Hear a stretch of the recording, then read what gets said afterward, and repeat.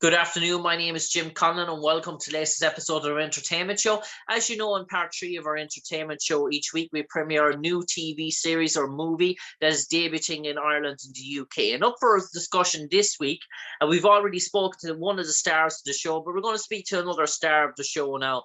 It's a psychological horror sort of thriller story which dedicates the depiction of one woman's journey through her troublesome past in terms of dealing with psychotic sort of episodes and post-traumatic stress, and which is all given a sort of tormented childhood in terms of her own younger sister dying, and she's sort of being caught in sort of two parallel worlds in terms of real and illusion, and in terms of her sister's death. And her sister's death does come back to haunt her in ghost-like form. And we've spoken to Michaela Longden, who played Margaret Richardson in the film The Ghost Within. We're now going to speak to the person who plays the actual ghost.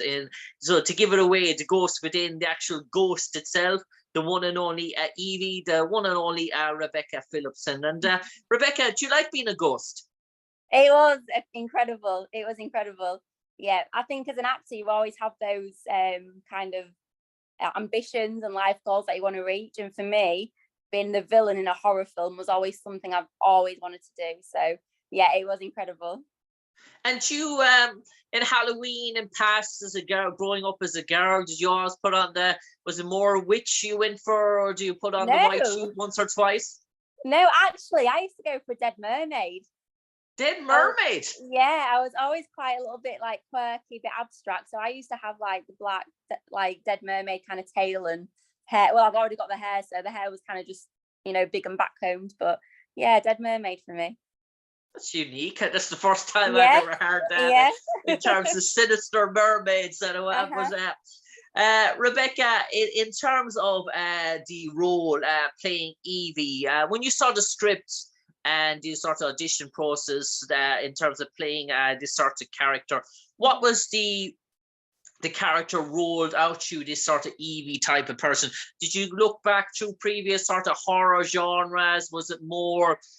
Did you base it more exorcism based, or did you base it more Michael Myers sort of based, or what the way did you sort of want to depict this sort of character? Was it more demon tormented? Yeah, well, I mean, at school I always enjoyed playing the more kind of sinister roles, arto, movement based characters. That was always an interest to me. I think if I was to put this character to a film, I'd probably say The Ring. The girl that comes through the TV screen, and kind of her characteristics, I found a few similarities within that I could like relate to. Yeah, I think definitely The Ring would be something that I would say, oh my gosh, yeah, I can see a little bit of Evie in her.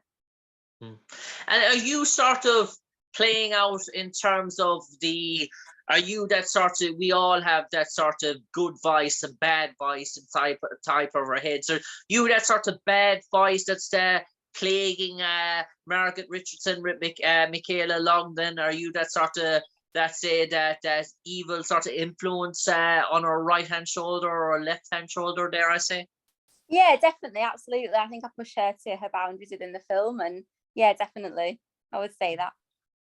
And in terms of, I spoke to Michaela, and what she really enjoyed was the choreography in terms of the action scenes, in terms of the stunts and the sort of running and the sort of chasing that sort of went on, and that there was no sort of dare I say, no one to stand in for you guys. You did it all your sort of selves in terms of playing.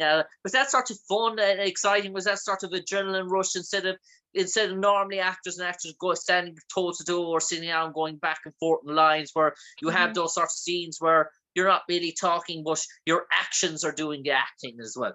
Absolutely. And it's absolutely that, as an actor, you normally go onto set and it's just dialogue, which is amazing, working with scripts. But for me, particularly this character, I was acting through body, I was acting through voice, through movement. So it's a completely different thing. And you really do have to kind of strip back the layers of the character. And that for me was really interesting, really, really cool, really good, because you get to work with your body rather than just your voice and your dialogue. So it was really a good experience. And I suppose you weren't a big production, you were a smaller type of production compared to most things. So you don't have that elements of what can be done in terms of green screen and the picturesque sort of effects that most block budgets still done. So in terms of visual effects, in terms of the artwork that goes into designing that sort of horror, in terms of those sort of scenes and the cameras, the lighting, everything that has to be in effect in terms of that as well.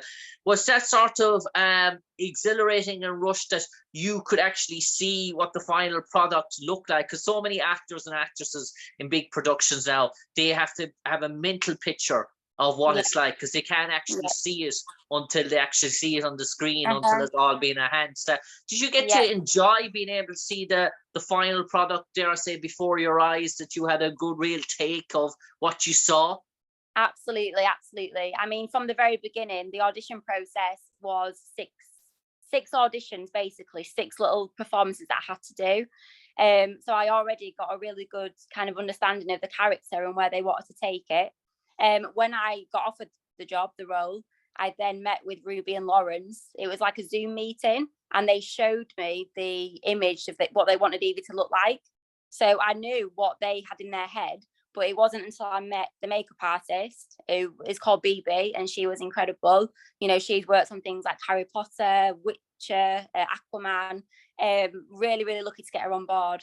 And it was only when I started working with her, and I sat with her in prosthetics for about 5 hours, and I literally saw myself go from this now and just gradually become that character as Evie. So even before I arrived on set filming, I already knew what I would look like.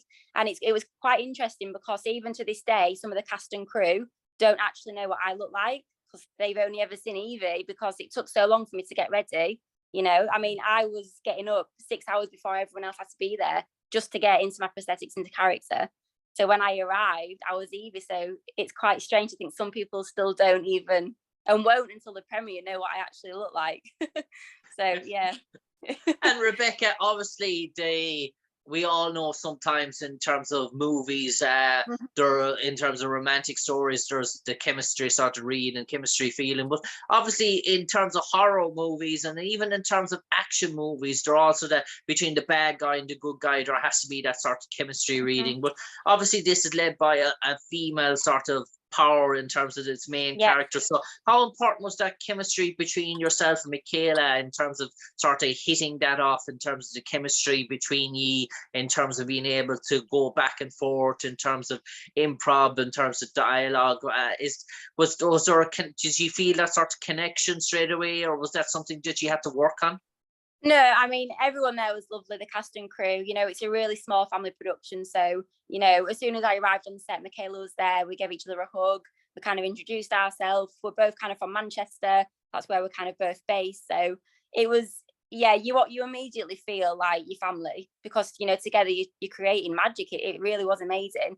Really good on set, really good on scenes. You know, we kind of do a scene together, and then we'd be like, are you okay? You all right? Like in between the takes and things like that. So yeah, we were always checking in on each other and making sure everyone was okay. And yeah, it was great.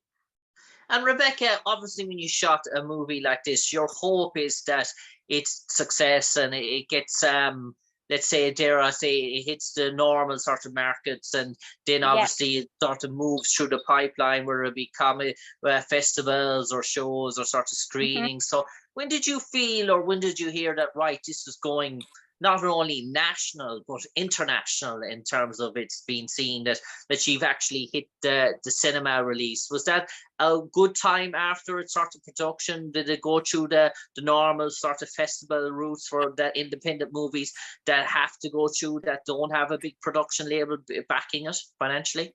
Yeah, I mean, it was actually about a month ago now, I think, when we got the message to say that, you know, it'd been picked up in America and Virtual Entertainment was going to be the distributor. That was about 4 weeks ago. And actually, about an hour before I come on to do this interview, we found out that the UK release is in fact tomorrow.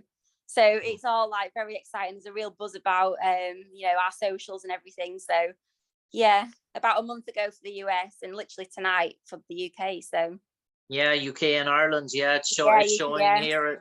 And Rebecca, obviously to have something that has sort of gone global in terms of that, and obviously it puts you in the spotlight and puts you in the attention as well, but obviously your face is covered for most of it, in terms of, was there a sort of scene that you were saying, yeah, just let me snip out here for one scene or one sort of take and let them see me in all my glory? No, not at all. I absolutely love delving into this character, because a lot of the times when you are acting, you're just yourself in different situations, different scenarios, and it's very rare you get the opportunity to actually become a character. So to be able to transform myself every day to be Evie, it was amazing. And I feel like, people know it's me because of my hair. I've got that jet black hair, that kind of spooky movement vibe. So, people will know it's me. And Rebecca, to you as an actress, some people, what they love about acting is to get into that sort of imaginary world that we all grew up as a child, in terms of dreams, in terms of fantasy, in terms of sci-fi, and things that you don't actually experience in day-to-day life. We all experience death, we all experience love, we all experience loss, we all experience rage and trauma and sort of stuff like that. But in terms of real sort of futuristic or supernatural horror or sci-fi, and that you can only live those sort of, dare I say, in your dreams or sort of nightmares, but you get to live those inside the movies. Do you like that? Does those type of characters that are away from the norm, do they appeal to you even more, dare I say? Yeah, definitely. I think, at school and university, it was always, acting for me was like an escapism. You get to put yourself somewhere else. It kind of makes your life that little bit easier. And I think the more projects that I've done, definitely the opportunity to, think how other people think and be how other people can be, it's powerful, and, it makes you a better person, I think. Yeah, definitely. And Rebecca, in terms of, I know you're featuring currently another project in the pipeline that deals about a real reality type situation, and obviously a sensitive situation that goes on in every village in Ireland, in terms of every family and household. But this is depicted on terms of got a sports sort of link to as well. You might enlighten our audience and the viewers about that sort of topic. And obviously we do see hooliganism and in terms of our day-to-day lives, no matter if it's football, it could be rugby, it can be every sort of sport, and it sort of rivals in, it doesn't stop in the field, it can make its way all the way back to the family home. Yeah, definitely. So I'm working on something at the moment. It's in very early stages of post-production, but it's going to be a short film, hopefully screenplay, and it's going to be looking at domestic abuse, domestic violence, and how, when football play, it actually goes up by 38%. So we're going to be focusing on a young couple and an older couple. They live opposite each other in the suburban kind of neighborhood, very different lifestyles. This girl struggles to make money, she's not got a very good home life. The lady over the road, kind of middle class, working, good, nice house. But when football plays, the one thing these women have got in common is the fact that, domestic abuse, domestic violence is very much kind of there in the household. And it's going to be about that, really, and about all these female characters, different ages, different lives. But, the thing that unites them is the time around football. Yeah, and is it, dare I say, is it full on in terms of sort of content and in terms of the physicality that does to be depicted on sort of screen? Is it, if you're sort of sensitive to sort of things, is it one for maybe younger kids maybe to look away from? Yeah, definitely. I think we'll definitely be putting an age rating on it. We want to show some of the really harsh kind of realities that do happen, even to this day. So I think I'll be using some real life events of, case studies as well. So it's really going to be a nitty gritty, kind of true kind of life situation type of film. And the cast and the crew are going to be kind of female heavy, female led as well. And there's nothing like an Irish wedding to bring about a party. And in terms of escapism, that's certainly a good way to sort of escape from reality. I do believe you experienced that recently. You've experienced a green wedding, dare I say? I did, yeah. Me and my partner went to Athlone. I think it's called, is it pronounced Athlone? Yeah. Athlone. Yeah, we went there. It was my first time. went for a friend's wedding and it was absolutely amazing. You know, it's stunning, it's beautiful. It really is, from the setting to the places, the people are amazing. You know, they're so happy. They just want a conversation. You know, they'll talk to you all day about anything. The Irish, I love them. Yeah, it was great. And Rebecca, we might turn it over to you now for the final 30 seconds. You might enlighten all our audience, all our viewers and listeners, why they should get out tomorrow, St. Patrick's Day, when they're not celebrating, or they can get maybe 10 minutes away from a pub to go to the cinema to watch The Ghost Within. And what's in store for them? Oh gosh, if you want, you know, a chilling hour or so, and you want to be scared, and you don't want to know what's going to happen till the very end. You know, you're edge of your seats, kind of, you know, you think you know where it's going, but it never goes there. It's always going to change your mind. You won't know what's going to happen until you see it. Yeah, just go to be shocked, to be wowed. And from Evie, in terms of herself, the one and only Rebecca Phillipson, for me, Jim Conlan, saying to all our audience and listeners, do check out The Ghost Within. It's definitely worth a watch. And Rebecca, hopefully, please God, we'll speak to you sometime in the near future. Best luck with all your future projects and endeavours for the remainder of 2023. And stay safe, take care, and God bless. Thank you so much. Thank you so much. Bye-bye.